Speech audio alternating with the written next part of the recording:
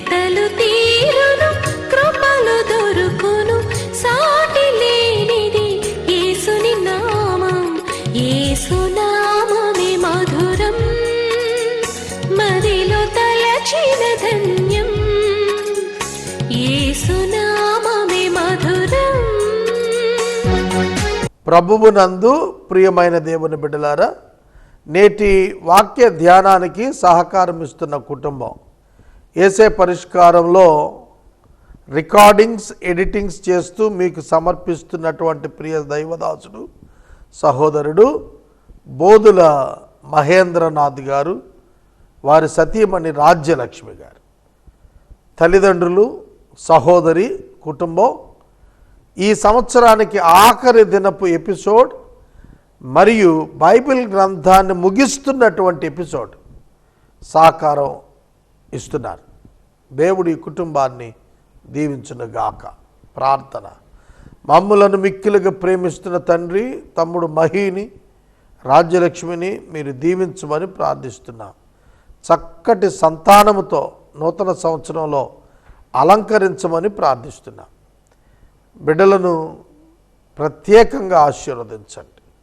మీ దాసుని ఆధ్వర్యంలో ప్రభువా నూతనమైన మిషన్ లేవనెత్తుటకు సహాయం చేయమని ప్రార్థిస్తున్నాం. ఘనత, మహిమ, ప్రభావాలు మీరు పొందినట్లు నేటి వాక్య ధ్యానం మాకిమ్మని రక్షకుడైన యేసుక్రీస్తు ప్రభు శ్రేష్ఠ ఘన నామమున వేడుచున్నాము తండ్రి. ఆమెన్. ప్రియమైన దేవుని బిడ్డలారా, ప్రకటన గ్రంథం 21వ అధ్యాయం 15వ వచనం నుండి 27 వచనాలు చదవాలి, కొంచెం వివరించుకోవాలి. 22వ అధ్యాయం ఇవాళ ముగించుకోవాలి. ఇవాళతో హెవెన్ టెలివిజన్లో మన కార్యక్రమాలు ముగుస్తాయి. ఇప్పటికే బెయర్షెబా అనే టెలివిజన్లో రాత్రి 8:30 గంటలకు ప్రసారాలు కొనసాగుతున్నాయి. ఇకపై ప్రసారంపై మనం ఏ ఖర్చు పెట్టబోవటం లేదు. బెయర్షెబా వారు ఉచిత ప్రసారం ఇవ్వబోతున్నారు. అందున బైబిల్ తిరిగి మేము యూట్యూబ్ ఛానల్స్ ద్వారా తెలుగులోను ఇతర భాషల్లోనూ చేస్తున్నప్పుడు రాత్రి 8:30 నుండి 9 గంటల వరకు బెయర్షెబా ఛానల్లో దీని అధినేత రెవరెండ్ డాక్టర్ సాల్మన్ రాజు గారి యొక్క వితరణతో ప్రసారాలు ఉచితంగా కొనసాగుతున్నాయి. ఇప్పుడు యేసే పరిష్కారాన్ని సపోర్ట్ చేసే ప్రతివారు మేకింగ్ ఎక్స్పెండిచర్, అప్లోడింగ్ ఎక్స్పెండిచర్, ఇతర సువార్త సేవ కొరకు మాత్రమే సహకరించాల్సినది ఉన్నది. ఈ విషయాలు గుర్తుపెట్టుకోండి. ఇక ప్రకటన గ్రంథం 21వ అధ్యాయం 15వ వచనంలో ఆ పరలోకములో లేదా భూమిపైన, నూతన భూమిపైన ఉన్న ఆ పట్టణాన్ని గురించి కొన్ని మాటలు. ఎజ్కేలు గ్రంథం ఏదైతే కొలనూలును తీసుకొని పట్టణాన్ని కొలిచినాడో అట్లా చచ్చౌకముగా ఉన్న పట్టణం కొలతను ఇస్తున్నాడు. చూడండి, వాస్తవంగా ఈ పట్టణంలో అయితే పరలోకపు జనాభాకు నివాసానికి సరిపోదు. కానీ కొలతలు ఇచ్చుట ద్వారా పాత నిబంధనలో బయలుపరచబడినటువంటి ఇటర్నల్ అబోర్డ్ ఆఫ్ గాడ్, పరలోక దేవుని యొక్క పరలోక పట్టణం, ఆయన పరిపాలించు పట్టణం ఇదే అని చెప్పటానికి ఈ యత్నం జరుగుతోందని భావిస్తాను. ఆ పట్టణము, దాని గుమ్మములు, ప్రాకారములు కొలుచుటకు నాతో మాట్లాడువాని యొద్ద బంగారు కొలకర్ర ఉండెను. బంగారు కొలకర్ర, మెజరింగ్ రాడ్ ఆఫ్ గోల్డ్, బంగారపు దండం, చేతి దండం, దానితో కొలకర్రతో చచ్చౌకము అంటే స్క్వేర్, 4 దిక్కుల చతురస్రంగా ఉంది, సమానంగా ఉంది అని అర్థం. పొడుగు వెడల్పు సమానం. ఆ పట్టణానికి కొలిస్తే దాని కొలత 750 కోసులైనది. దాని పొడుగు ఎత్తు వెడల్పు సమముగా ఉన్నది. మరి అతడు ప్రాకారము కొలిచాడు, పట్టణాన్ని కొలిచాడు, తర్వాత మందిర ప్రాకారము కొలిచాడు. అది మనుషుని కొలత చొప్పున 144 మూరలైనది. ఆ కొలత దూత కొలత. దూత కొలత వేస్తున్నాడు. యెరూషలేము వెళ్ళాం మేము. వెళ్ళినప్పుడు అక్కడ ప్రత్యక్ష గుడారం యొక్క కొలత చొప్పున జాన్ అనేటువంటి ఒక దైవజనుడు ఆ ప్రత్యక్ష గుడారము, ఆవరణము, లోపల ఇన్నర్ కోర్ట్, ఔటర్ కోర్ట్, వాటి యొక్క తెరలతో నిర్మించినది చూయించాడు. అది కూడా ప్రత్యేకంగా కొలతలతో నిండినటువంటిదే. కనుక దేవుని యొక్క పట్టణము, దేవుని యొక్క మందిరము కూడా కొలతలతో కూడినదిగా కనిపిస్తోంది. ఆ పట్టణపు ప్రాకారం సూర్యకాంతములు అనేటువంటి రాళ్లతో కట్టబడింది. పట్టణము స్వచ్ఛమగు స్ఫటికముతో సమానమైన శుద్ధ సువర్ణముతో ఉన్నది. అది బంగారపు మేలిమి బంగారముతో కూడిన ప్రాకారములతో అది నిండి ఉన్నది. ఆ పట్టణపు ప్రాకారపు పునాదులు అమూల్యమైన నానా విధమైన రత్నములతో చేయబడ్డాయి. పట్టణమే బంగారముతో, పట్టణము యొక్క పునాదులే రత్నాలతో, అనేక రకాలైనటువంటి విధములైనటువంటి విలువగలిగిన వెలకట్టలేనటువంటి రాళ్లతో నిర్మాణము చేయబడ్డాయి. అదే వివరణ ఇస్తున్నాడు. మొదటిది సూర్యకాంతపు రాయి, రెండవది నీలము, మూడవది యమునా రాయి, నాలుగవది పచ్చ, ఐదవది వైఢూర్యము, ఆరవది కెంపు, ఏడవది సువర్ణరత్నము, ఎనిమిదవది గోమేధికము, తొమ్మిదవది పుష్యరాగము, 10వది సువర్ణలసునీయము, 11వది పద్మరాగము, 12వది సుగంధము. ఈ 12 రకాలైనటువంటి రాళ్లతో ఈ ప్రాకారపు పునాదులు అలంకరించబడ్డాయి. పునాది యేసుక్రీస్తే. ఈ రాళ్ళు యేసుక్రీస్తు ప్రభువు యొక్క విలువను మనకు సూచిస్తున్నాయి. దాని 12 గుమ్మాలు, 12 ముత్యాలు, ఒక్కొక్క గుమ్మం ఒక్కో ముత్యంతో కట్టబడింది. పట్టణపు రాజవీధి సువర్ణమయమై స్వచ్ఛమైన స్ఫటికాన్ని పోలున్నది. ఎటువంటి రాజ్యం అండిది! ఇవాళ మనం వెళుతుంటే రోడ్ల మీద డస్ట్ కనిపిస్తుంది, రోడ్ల మీద మురికి గుంటలు కనిపిస్తాయి, పొల్యూషన్ కనిపిస్తుంది. కానీ మనం పోబోతున్న రాజ్యము బంగారముతో, మేలిమి బంగారముతో వీధులు సహా మెరియుచున్నట్లుగా కనిపిస్తుంది. వాటి మీద మనం పాదములతో నడవబోతున్నాము. ఎక్కడో బెంగళూరులో ఉన్నటువంటి అతను జనార్దన్ అనుకుంటా, అతను బంగారంతో కుర్చీ చేయించుకున్నాడని విన్నా. ఈ గల్ఫ్ కంట్రీస్ యొక్క యువరాజు టాయిలెట్స్ కూడా బంగారంతో చేయించుకున్నాడని విన్నాం. కానీ ఇదేమిటండి? పట్టణము ప్రాకారములు మరియు రాజవీధులు బంగారముతో చేయబడినటువంటిదిగా కనిపిస్తుంది. యెరూషలేము పట్టణం దేవాలయం నిర్మాణం చేయబడినప్పుడు వెర్నాను కళ్ళెములో యెరూషలేమును, ఆ మందిరమును సొలొమోను నిర్మాణం చేసినప్పుడు బంగారాన్ని ఛాయగా వాడాడు. కానీ ఇక్కడ వాస్తవ పట్టణమే, మందిరమే మేలిమి బంగారంతో కనిపిస్తోంది. మరొక ఆర్టికల్ లేదు ఇక్కడ. దానిలో ఏ దేవాలయము నాకు కనపడలేదు. దేవునికి స్తోత్రం. అసలు న్యూ టెస్ట్మెంట్లో దేవాలయం లేదు. ఇప్పటికీ చాలామందికి ఈ సత్యం అర్థం కాలేదు. అందుకే నేను దేవాలయం కట్టలేదు.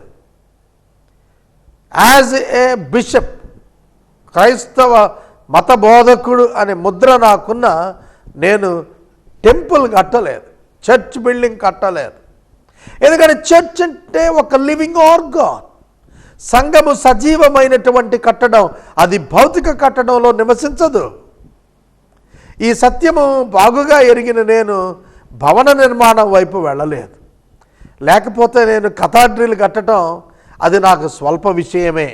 నాకున్నటువంటి కాంటాక్ట్స్ని మీరు గనక పరిశీలిస్తే నాకు ఒక కథడ్రల్ నిర్మాణం తృణప్రాయంగానే ఉంటుంది, సాధ్యపడుతుంది. కానీ నేను దాన్ని నిర్మాణం చేయలేదు.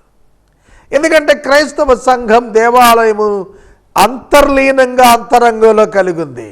వారే దేవాలయంగా మారి ఉన్నారు. వారికి మరొక దేవాలయం లేదు. పాత నిబంధనలో దేవాలయం ఉన్నది, క్రొత్త నిబంధనలో సంఘమే దేవునికి దేవాలయమై ఉన్నది. అట్టివారు ఆరాధించుటకు ఆత్మతో సత్యముతో ఆరాధిస్తారు తప్ప దేవాలయాల్లో కాదు. ఈ అవగాహన ప్రపంచ క్రైస్తవ్యంలోనే కొరవడినట్లుగా నేటి దినం మనం చూస్తాం. శ్రమకాలం వచ్చినప్పుడు దేవాలయాల్లో ఆరాధించటానికి కూడుకోవటానికి గడగడలాడేటువంటి క్రైస్తవ్యం రాబోతోంది. అది మనం చూస్తామేమో అనిపిస్తోంది. రహస్యంగా గృహాల్లో చేరి ఆరాధించారు ఆ కాలంలో. జనులు దాని పట్టణములో ప్రకాశించుటకు సూర్యుడు చంద్రుడు దానికి అక్కరలేదు. దేవుని మహిమ దానిలో ప్రకాశిస్తోంది. గొర్రెపిల్లంటే యేసుక్రీస్తే అక్కడ దీపంగా ఉన్నాడు. ఆయనే నీతి సూర్యుడు, ఆయనే వెలిగిస్తున్నాడు. జనములు దాని వెలుగునందు సంచరిస్తారు. యేసుక్రీస్తు యొక్క ముఖకాంతిలోనే మనం సంచారం చేయబోతున్నాం.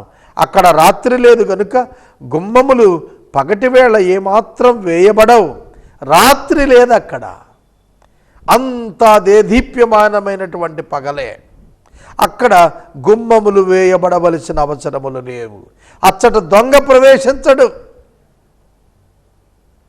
గొర్రెపిల్ల యొక్క జీవగ్రంథమందు వ్రాయబడిన వారే దీనిలో ప్రవేశిస్తారు. కానీ నిషిద్ధమైనది, అసహ్యమైనది, అబద్ధమైనది జరిగించువాడు దీనిలో ప్రవేశింపడో.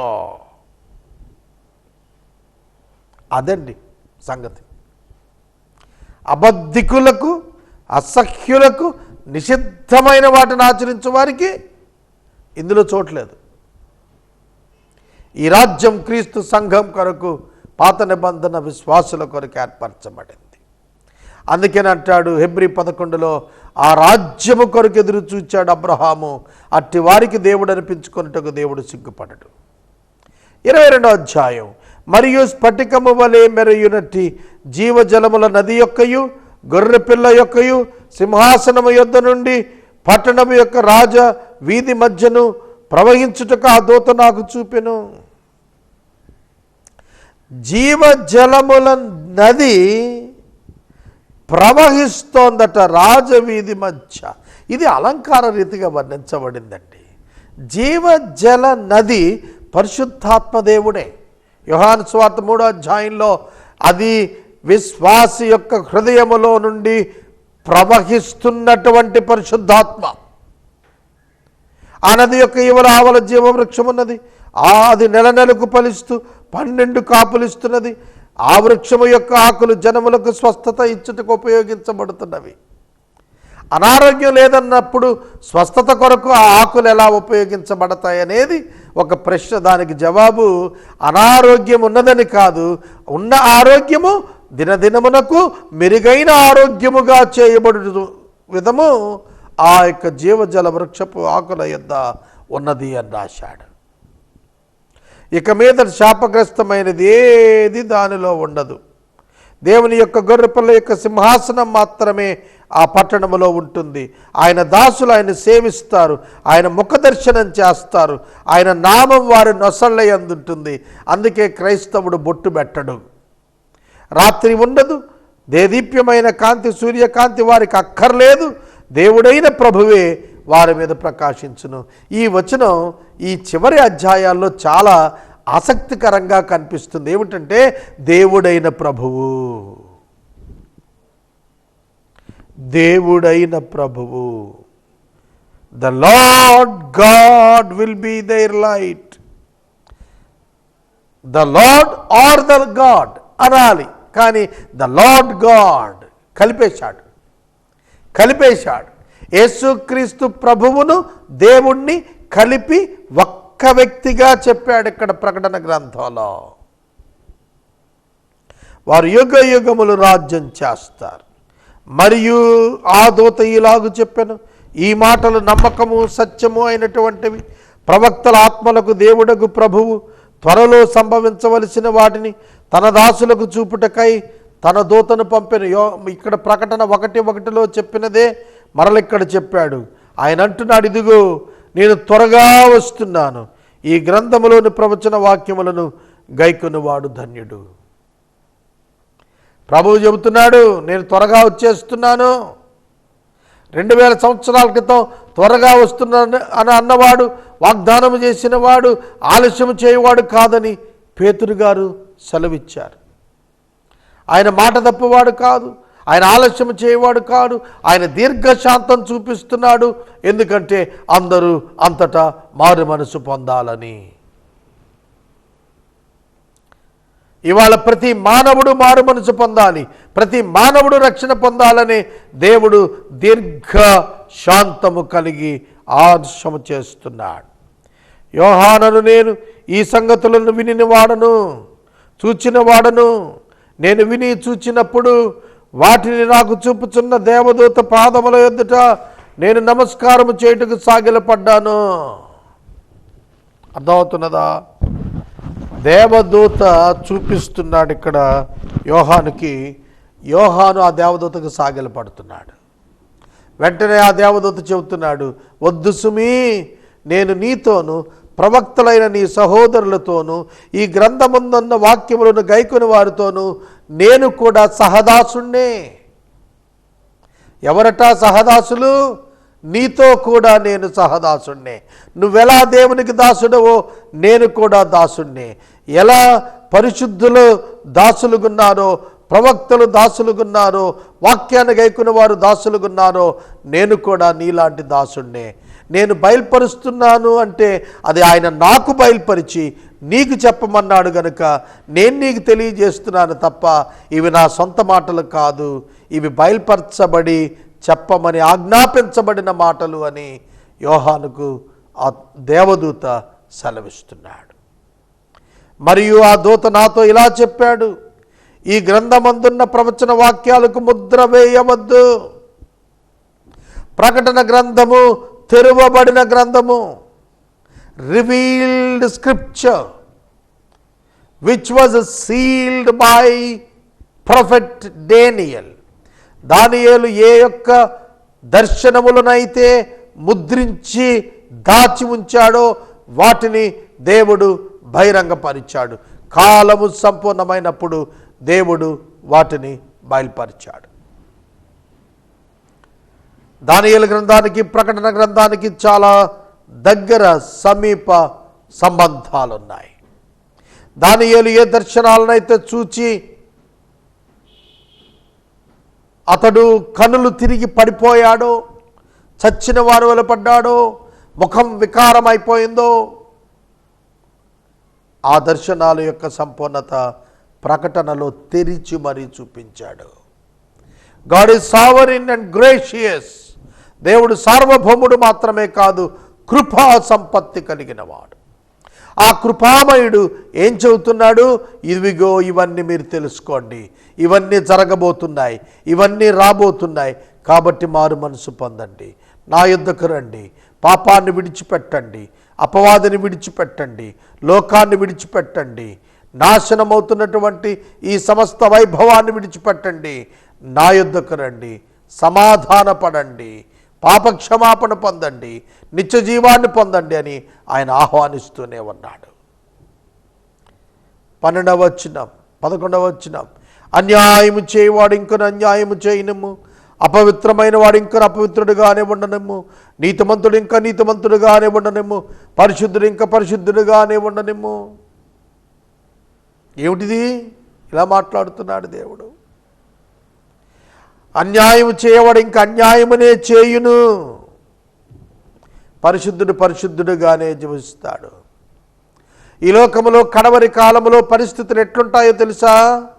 పాపం చేసేవాడు మరింత పాపాన్ని పోగు చేసుకుంటాడు. పాపాన్ని విడిచి పవిత్రుడైన పరిశుద్ధుడైన విశ్వాసి తన విశ్వాసము కొరకు, తన పరిశుద్ధత కొరకు తన సమస్తాన్ని పోగొట్టుకోవటానికి ఇష్టపడుతూ ఉంటాడు. ఈ లోకంలో దేనిని సంపాదించడానికి నేను ఇష్టపడలేదు.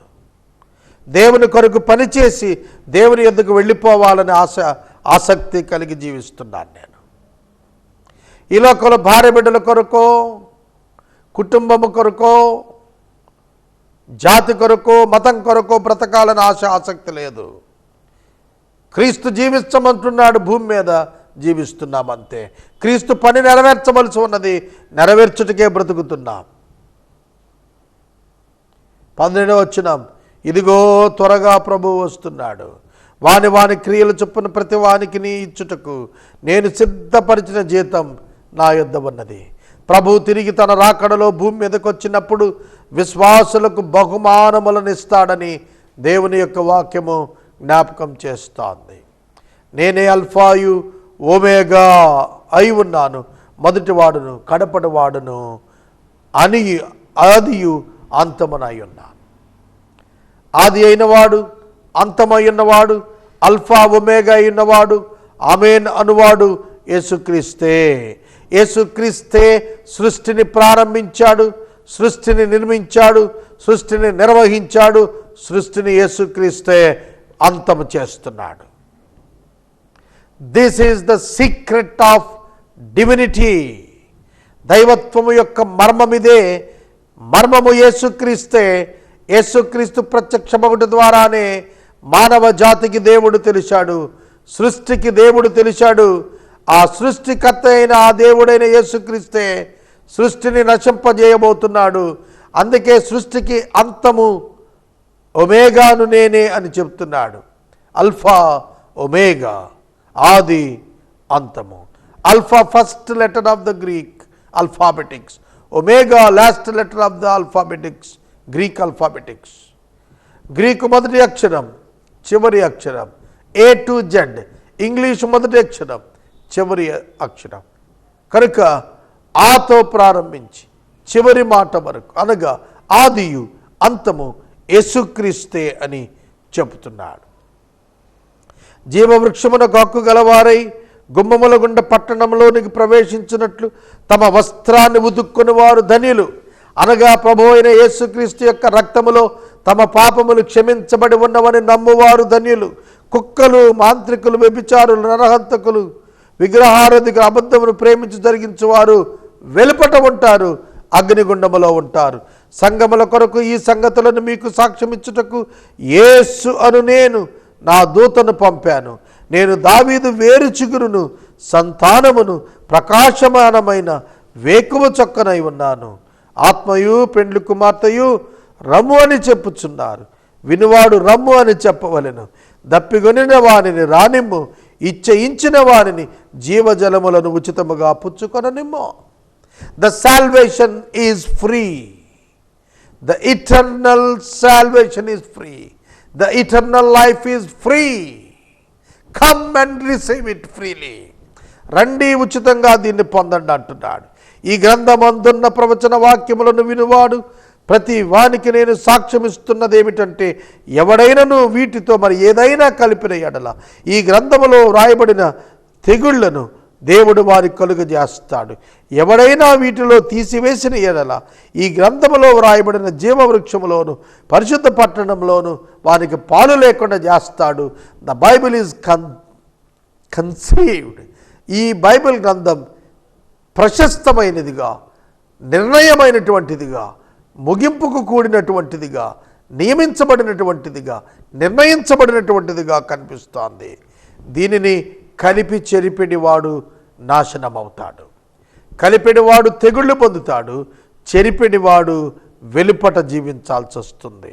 ఈ సంగతులను గూర్చి సాక్ష్యం ఇచ్చువాడు అవును అవును త్వరగా వచ్చుచున్నానని చెప్పుచూ ఉన్నాడు. అవును త్వరగా వచ్చుచున్నానని చెప్పుచున్నాడు.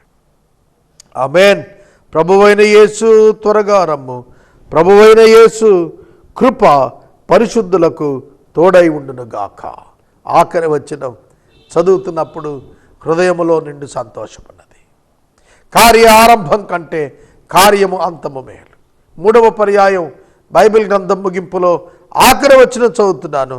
ప్రభువైన యేసు కృప పరిశుద్ధులకు తోడయుండునుగాక. అవును త్వరగా వస్తున్నానని ప్రభువు చెబుతున్నాడు. ప్రభువైన యేసు త్వరగా రమ్ము అని సంఘము చెప్పుచూ ఉన్నది. జీవవృక్షములోను పరిశుద్ధ పట్టణములోను మేము పాలు పొందినట్లుగా మమ్మను నీ సన్నిధికి తీసుకొనుము అనే ప్రార్థనతో నేను ఈ ప్రకటన గ్రంథము యొక్క ఆఖరి మాటను నేను ముగిస్తూ ఉన్నాను.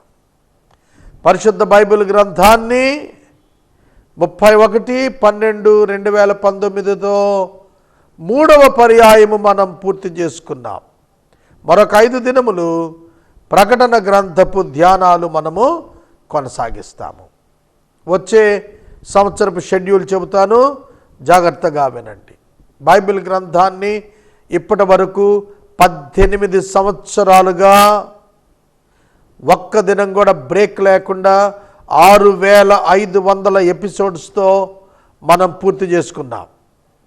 6500 ఎపిసోడ్స్ అనంతరం 4వ పర్యాయం ఆదికాండము నుండి ప్రకటన గ్రంథం వరకు మరలా వచనం వచనం వచనం వచనం ధ్యానం చేయబోతున్నాం. అది ఎంతకాలం పడుతుందో నాకు తెలియదు. అయితే ఈ ధ్యానము ప్రసారము చేయుటకు, ఉచిత ప్రసారం చేయుటకు Beersheba channel ఎదురుకొచ్చారు. Doctor reverend salmon రాజు గారు అంగీకరించారు. వారికి నిండు కృతజ్ఞతలు. యూట్యూబ్ టెలివిజన్ ఛానల్ ద్వారా తెలుగు, ఇంగ్లీష్, హిందీ, అరబీ, ఉర్దూ, పంజాబీ, తమిళ్, కన్నడ, మలయాళం, ఈ అస్సామీ, ఒరియా, ఈ భాషలన్నింటిలో ఆల్ ఇండియన్ లాంగ్వేజెస్లో మరియు ఈ ఆసియా ఖండంలోని భాషల్లోనికి అనువదించాలనేది ప్రధాన ప్రయత్నం. ఇది ₹1 చేతిలో లేకుండా నేను చెబుతున్న మాట. 18 ఏళ్ళు రూపాయి చేతిలో లేకుండా చేశాను, ఇకపై చేయబోతున్నాను. ఒక వేదాంత విద్య లేని పామరుణ్ణి దేవుడి కార్యానికి తీసుకోవటం చాలా గొప్ప విశేషం. కనుక దేవుని బిడ్డలైనటువంటి మీరు ఈ ప్రోగ్రామ్స్ని ఫాలో అవుతూ యూట్యూబ్ ఛానల్స్లో the Holy Bible by bishop Karupati Shantisagar అనే పేరిట ఈ యొక్క యూట్యూబ్ ఛానల్స్ అన్నీ కూడా ఏ భాషకు ఆ భాష, బైబిల్ మాత్రమే కాదు కొన్ని ప్రశస్త ఇంపార్టెంట్ ఇష్యూస్ నేను అనువాదాలకు ప్రారంభం చేయబోతున్నాను. కనుక ఆది అయిన దేవుడు దీని అంతాన్ని కూడా, ముగింపును కూడా చేస్తాడని విశ్వాసం ఉంచుతున్నాను. నేటి వాక్య ఉపదేశానికి సహకారం ఇచ్చిన తమ్ముడు నవాబుపేట వాస్తవ్యుడు బోధల మహేంద్రనాథ్ రాజ్యలక్ష్మి దంపతులు. ఏసే పరిష్కారంలో గత 10-12 సంవత్సరాలుగా రికార్డింగ్స్ చేస్తూ మీ అందరికీ వాక్యాన్ని అనుదినం అందిస్తున్న తమ్ముడు. ఈయన యొక్క నాయకత్వంలోనే భవిష్యత్ స్టూడియోలు, వాటిలో ఉండేటువంటి ట్రాన్స్లేషన్స్, అప్లోడింగ్స్ అన్నీ కూడా జరగబోతున్నాయి. ఆఖరి ప్రసంగాన్ని తమ్ముడు ప్రసారం చేశాడు. దేవుడు మహేంద్రనాథ్ను, రాజలక్ష్మిని దీవించును గాక. ముగింపు ప్రార్థన. మమ్మల్ని మిక్కిలిగా ప్రేమిస్తున్న తండ్రి, వందనాలు, స్తోత్రాలు. బైబిల్ని 3 సార్లు పూర్తి చేసే భాగ్యం నాకు ఇచ్చినందుకు, పేదవానికి ఇచ్చినందుకు, పామరునికి ఇచ్చినందుకు నిండు కృతజ్ఞతలు తెలియచేస్తున్నాను. నేను నీ పాదములకు నమస్కరించి సాగిలపడి నీకు కృతజ్ఞత చెప్పుట మినహా ఏమివ్వలేని వాడిని. నా ఆయుష్, నా భవిష్యత్తు నీ పాదాలకే సమర్పిస్తూ నూతనమైనటువంటి దర్శనముతో నూతన సేవ ప్రారంభించుటకు సహాయం చేయమని యేసు దివ్యనామమున ప్రార్థిస్తున్నాం తండ్రి, ఆమేన్. మన తండ్రి అయిన దేవుని ప్రేమ, కుమారుడిని యేసుక్రీస్తు వారి యొక్క కృప, పరిశుద్ధాత్మ దేవుని యొక్క అన్యోన్య సహవాసము సదాకాలము ఏసే పరిష్కారాన్ని పోషించిన వారందరికీ, ఏసే పరిష్కారమును విని రక్షణలోకి వచ్చిన వారందరికీ, ఏసే పరిష్కారాన్ని వింటున్న వారందరికీ ఇది మొదలుకొని ఆయన రాకడ పర్యంతమును తోడై ఉండును గాక. ఆమేన్.